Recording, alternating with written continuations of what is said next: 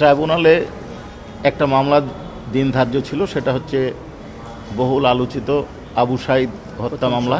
প্রথম শহীদ জুলাই 36 গণ অভ্যুত্থানের আবু সাঈদের মামলার দিন ধার্য ছিল। এছাড়া আমাদের অন্য একটা মামলায় আর একটা অ্যাপ্লিকেশন ছিল।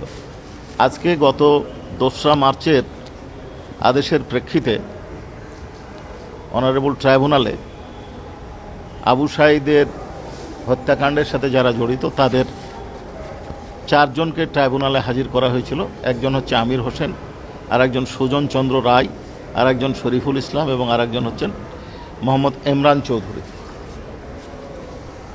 এবং ট্রাইব্যুনাল সন্তুষ্ট চিত্তে তাদেরকে এই মামলায় গ্রেপ্তার দেখিয়ে জেল হাজতে প্রেরণ করেছে।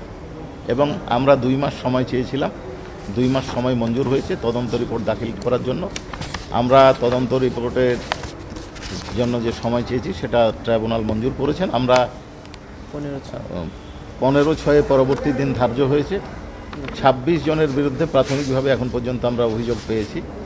আমাদের তদন্ত প্রায় শেষ পর্যায়ে। আশা করছি আমরা পরবর্তী ধার্য তারিখে রিপোর্টটা দাখিল করতে পারব।